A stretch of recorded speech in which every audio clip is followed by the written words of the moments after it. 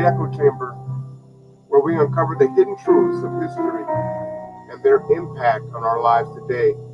I'm Marwan Cameron, and today we're diving into a topic that has shaped generations: the broken promises made to formerly enslaved foundational Black Americans after the abolition of chattel slavery. From 40 acres to a mule, to the Freedmen's Bureau and beyond, we're peeling back the layers of forgotten history.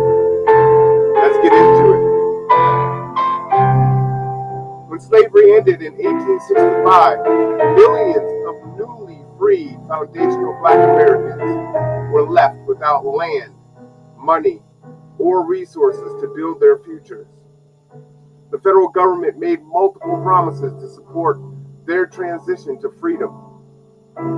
But as history has shown, these promises were either broken, reversed, or sabotaged. Let's start with one of the most well-known promises: Special Field Orders Number 15, famously known as 40 Acres and a Mule. In January 1865, Union General William T. Sherman issued an order granting formerly enslaved people land along the southeastern coast from South Carolina to Florida. This was meant to provide a foundation for economic independence. Some families even received army mules to work the land. But within months, President Andrew Johnson reversed that order, returning most of the land and its former Confederate owners. And just like that, a promise that could have changed Black economic history was wiped away.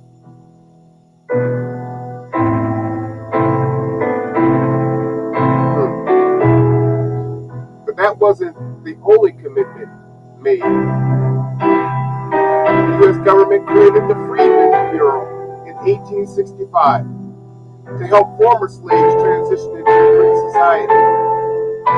The Bureau was supposed to provide housing, education, and legal support.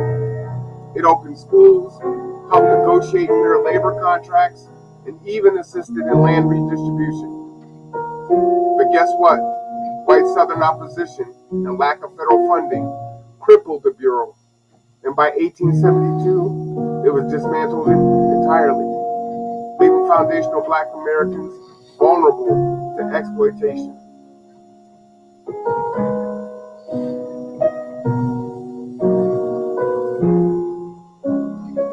Then came the Reconstruction Amendments, like the 13th, the 14th, and the 15th Amendments. The 13th Amendment abolished slavery, but with one loophole: slavery was still legal as punishment for crime. This led to black codes and convict leasing, effectively re-enslaving Black people under the prison system. The 14th Amendment granted citizenship and equal protection under the law, but Jim Crow segregation quickly undermined these rights. The 15th Amendment promised Black men the right to vote, but poll tax, literacy tests, and violent intimidation erased that right for generations, as well as others coming in and co-opting.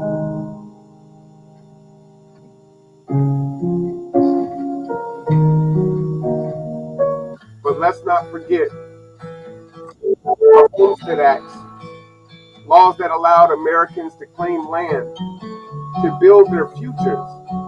The 1866 Southern Homestead Act was supposed to help free people gain land, but white officials often denied them access.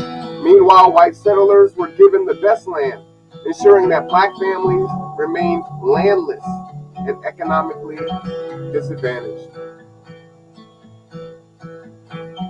Even after Reconstruction, Black Americans fought for reparations. Leaders like Callie House pushed for pension funds for former slaves. But the government shut down the movement, even imprisoning Callie House on false charges. Let's fast forward to the GI Bill. of 1944, which provides education and housing loans for returning World War II veterans.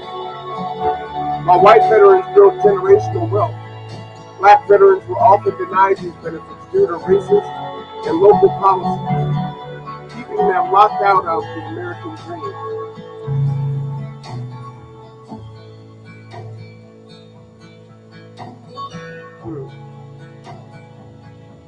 So, what's the result of all these broken promises?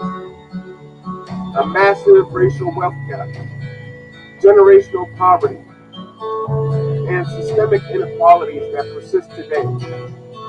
While some argue that slavery ended 160 years ago and we should move on, history shows the government never fulfilled its commitments to free African Americans. The question now is, how do we tackle this injustice?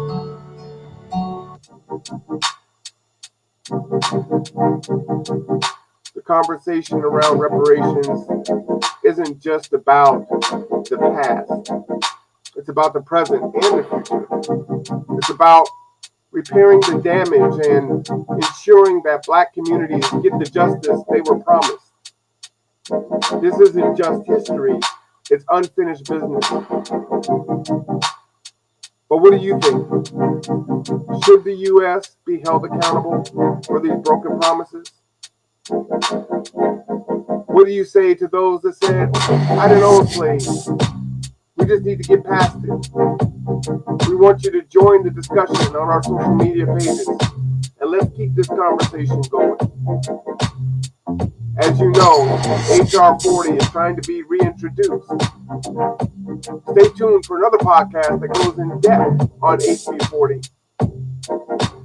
But if you found this episode informative, don't forget to subscribe, like, and share. And until next time, take care of yourself. Take care of each other. I'm R1 Cameron. This is The Conduit. And we will see you next